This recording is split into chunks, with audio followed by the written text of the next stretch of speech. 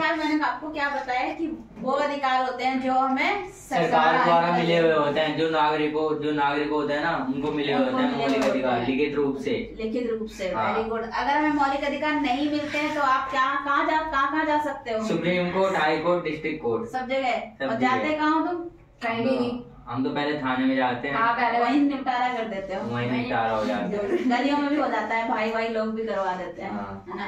तो कहने का मतलब ये हो गया कि जब आपके मौलिक अधिकार को किसी भी तरह की दिक्कत आती है, मतलब आपको आपके मनपसंद का काम करना चाहते हो, कोई काम नहीं कर पा रहे हो, ठीक है, कोई आपको मतलब आपके अंदर सारी एलिजिबिलिटी है, योग्यता है, फिर भी आपको काम नहीं मिल पा रहा है, या जैसे आपने सरकारी जॉब का फॉर्म भरा और आपने पेपर दिया, अच्छे से नंबर आया, सब कुछ आया, फिर भी आपको नौकरी नहीं मिलती, तो लोग जाके सीधे जाते हैं हाई कोर्ट, जाके सुप्रीम कोर्ट नहीं जाते, हाई कोर्ट चले जाते हैं, सीधे कंप्लेंट करते हैं, केस डालते हैं, और थोड़े दिनों बाद पता चलता है उनकी ज्वाइनिंग हो चुकी है, और जब से ज्वाइनिंग होती है तब से उनको किसी और, उनकी ज्वाइनिंग पे कई बार होता है थोड़ा सा करप्शन चल जाता है, तो किसी और को सीट दे दी, कुछ और हो गया, लेकिन वो हम लोग अपनी बाद में सीट ले लेते हैं। तो मौलिक अधिकार वो अधिकार होते हैं जो हमें सरकार देती है, जिसके लिए हम डायरेक्ट हनन होने पर कंप्लेन कर सकते हैं, सुप्रीम कोर्ट जा सकते हैं, ठीक है।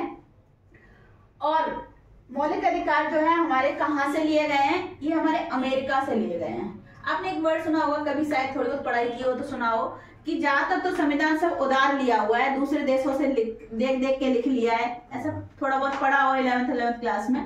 तो हमारे संविधान को उधार लिया हुआ संविधान कहते हैं, लेकिन ऐसा कुछ भी नहीं है। हमने जब अपना संविधान लिखा है, संविधान सभा ने, तो उन लोगों ने 389 सदस्यों ने जो संविधान लिखा है, ठीक है, तो हमने 60 देशों के संविधानों को पढ़ा पहले और समझा, और जो चीज हमारे लिए अच्छी थी वो हमने कॉपी कर ली, तो अच्छी आदत तो हम ले सकते हैं, ठीक है। तो हम इसे चोरी किया हुआ संविधान या उधार लिया हुआ संविधान नहीं कहते हैं, ये गलत बात होती है। आप ये सब चीजें लिख सकते हो अपने, जब ये क्वेश्चन आएंगे ना मौलिक अधिकार में, सारी बातें आप लिख सकते हो, आपको पूरे नंबर मिलेंगे, एक भी नंबर नहीं कट सकता। तो मौलिक अधिकार हमने कहाँ से लिए हैं? यूएसए से लिए हैं, अमेरिका से लिए हैं, ठीक है।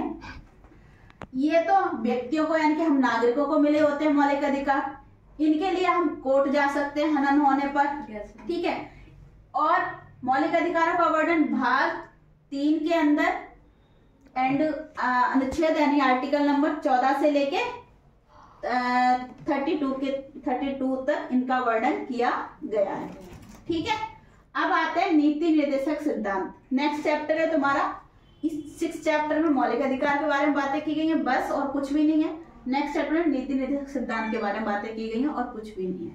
नीति निर्देशक सिद्धांत वो सिद्धांत होते हैं, आपने देखा होगा कभी कभी, जैसे आप लोग कोई यूपी से बिलोंग करता है, कोई बिहार से, ठीक है, कोई कहीं से कोई कहीं से, तो गांव में कई सारी वो चलती है, पॉलिसी चलती है कि 10वीं करने पर लैपटॉप, या फिर आपको 20,000 रुपए। मेरे पास अखिलेश यादव वाला लैपटॉप है। तुम्हारे पास कैसे आया? वो मैंने खरीदा था किसी से 8-10 हजार में। अच्छा, या 20,000 आपको 12वीं करने पर 20,000 रुपए, साइकिल। मैं मेरी सिस्टर को मिला था में। हाँ, तो कहने का मतलब ये है, ये सारी चीजें सुनते हो तो दिमाग में आता नहीं यार, दिल्ली में तो कुछ नहीं मिलता। यस मैम, आता है ना, गुस्सा भी आता है। दिल्ली में फोटो लग जाएगी तीसरी, तो दिल्ली में छोटे स्कूल में देते तो है पैसे, छोटे बच्चों को 500 रुपए पड़े, 6ठी-7वीं वालों को, मतलब इतनी बड़ी बड़ी चीजें नहीं मिली ना। तो ये डिफरेंट क्यों हो जाती है, स्कूलों से मिलती नहीं, चोरी हो जाती है। तो ये डिफरेंट क्यों है? ये डिफरेंस इसलिए है, सुनो, ये जो नीति निर्देशक सिद्धांत होते हैं, ये वो सिद्धांत होते हैं जो कोई भी गवर्नमेंट, यानी कि कोई भी सरकार अपने राज्य के नागरिकों के लिए नई पॉलिसियां, योजनाएं चलाते हैं उनके कल्याण के लिए, ठीक है। लेकिन वो उनकी मर्जी होती है, वो गवर्नमेंट नई योजना चलाए या ना चलाए। ज्यादातर लोग क्या करते हैं, इलेक्शन आने वाले होते हैं तो बहुत सारी योजना चलाते हैं कि ये छूट, वो छूट, बहुत सारी योजनाएं चलाते हैं, ठीक है। तो ये उस सरकार की, जिसे आप राज्य सरकार या प्रांत सरकार कह पढ़ते हो पॉलिटिकल साइंस में, भारत सरकार तो अलग चीज हो गई, है ना। यूपी सरकार, बिहार सरकार, मध्य प्रदेश सरकार, जो भी जहाँ की गवर्नमेंट है, वो अपने अपने राज्य के लिए, अपने अपने प्रांत के लिए नई रूल रेगुलेशन पॉलिसी बना के, यानी कि उनके लिए कुछ कल्याण के लिए योजनाएं चलाती है, उनको नीति निर्देशक सिद्धांत कहते हैं। तो ये हर प्रांत के अलग अलग होते हैं। अगर हमारी गवर्नमेंट यानी कि दिल्ली गवर्नमेंट अगर हमें लैपटॉप या 20,000 रुपए नहीं दे रही है 12th पास करने पर, तो आप इसके विरुद्ध कोर्ट नहीं जा सकते। लेकिन आपको मौलिक अधिकार नहीं मिल रहे हैं तो आप कोर्ट जा सकते हो। समझ में आ गया? नीति निर्देशक सिद्धांत हमने आयरलैंड से लिए हैं, एक देश है हमारा आयरलैंड, ठीक है। नीति निर्देशक सिद्धांत हमने आयरलैंड से लिए हैं। नीति निर्देशक सिद्धांत के विरुद्ध आप कोर्ट नहीं जा सकते। नीति निर्देशक सिद्धांत आर्टिकल 36 से लेके 52 तक और भाग 4 में वर्णन किया गया है। ये किए गए हैं भाग 3 में, और नीति निर्देशक सिद्धांत किस में किए गए हैं? भाग 4 में। आर्टिकल 36 से लेके आर्टिकल 51 तक है शायद, ठीक है, 1 तक है। नीति निर्देशक सिद्धांत वे सिद्धांत होते हैं जो कोई भी गवर्नमेंट अपने राज्य के, अपने प्रांत की नागरिकों के लिए नई नई पॉलिसी और योजनाएं जो लेकर आती हैं। पर ये सिद्धांत अगर हमें कोई राज्य पॉलिसी नहीं लेके आता तो हम उसके विरुद्ध कोई कार्रवाई नहीं कर सकते। तो इसको पॉलिटिकल की भाषा में आप क्या कहोगे कि नीति निर्देशक सिद्धांत वाद योग्य नहीं है। मतलब आप कोई बहस नहीं कर सकते कि भैया आप हमारे सीएम आप हमें ये पॉलिसी क्यों नहीं दे रहे, आप बहस नहीं कर सकते। लेकिन मौलिक अधिकार नहीं मिलते तो ये वाद योग्य हैं, ये आप कंप्लेंट कर सकते हो कि मैं भी एक नागरिक हूँ और मुझे क्यों नहीं ये चीज मिल रही है। लेकिन नीति निर्देशक सिद्धांत के लिए आप नहीं कर सकते।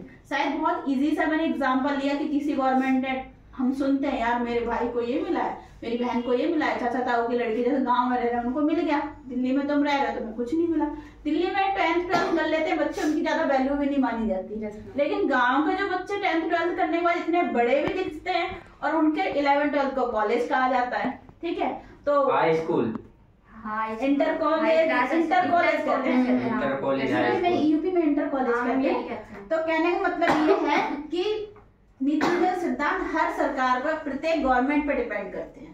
समझ में आ गया? अंतर समझ में आएगा मौलिक अधिकारों नीति निर्देशक सिद्धांत में। ये वो सिद्धांत होते हैं जो कोई भी प्रांतीय सरकार यानी कि यूपी सरकार, बिहार सरकार अपने राज्य के लिए नई नई पॉलिसी योजनाएं बनाती है, और अगर वो नहीं बनाती तो हम उसके विरुद्ध कार्रवाई नहीं कर सकते। बस हम इतना कर सकते हैं 5 साल बाद जब चुनाव आता है तो हम उसको वोट नहीं देते, उनसे मांग कर सकते हैं जो अगला नेता बनेगा। मांग, हाँ, उससे मांग कर सकते हैं, विनती कर सकते हैं। और वो मतलब हमारे पास ये अधिकार है कि अगर वो अच्छा काम नहीं कर रहा तो 5 साल बाद जब दोबारा चुनाव होता है तो हम उसको वोट नहीं देते। मैम ऐसा भी तो कर सकते हैं ना, मान लो वो 5 साल से पहले अच्छा काम नहीं कर, पहले ही हटा सकते, पहले नहीं हटा सकते। इसी के लिए आपने एक चीज सुनी होगी, अन्ना हजारे नाम के एक नेता, मतलब काफी बुजुर्ग थे, सामाजिक आंदोलन चला रखा था 2-3 साल पहले, बहुत ज्यादा आंदोलन चले थे। उनमें एक अन्ना हजारे नाम से एक व्यक्ति हैं, बहुत एजेड है वो, उन्होंने इसी चीज की मांग की थी कि लोकपाल बिल लाया जाए और जो भी भ्रष्टाचार से रिलेटेड जितनी भी प्रॉब्लम होती है ना,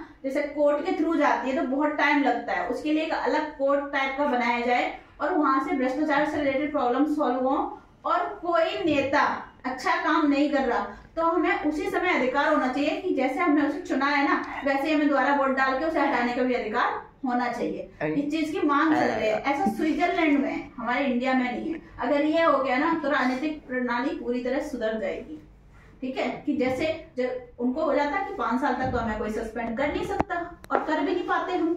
अगर वो अच्छा काम नहीं करा तो थोड़ी, वो तो कोई अलग एलिगेशन लगा दे, कोई उसने ज्यादा ही भ्रष्टाचार कर दिया वो पकड़ में आ जाए तो भले, अदरवाइज उसे पद से नहीं हटा सकते आप, ठीक है।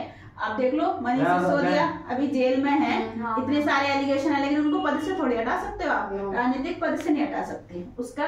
तो ये इस चीज की मांग की जा रही है इंडिया में। मैम ऋतुराज जाने तो वो न्यूज रिपोर्टर है, उसको चांटा मार दिया था, फिर भी नहीं हटा। तो वो उन पे केस चल रहा होगा अगर ऐसा कुछ हो गया ना। केस सब खत्म है मीडिया, वो ऐसा कुछ नहीं है।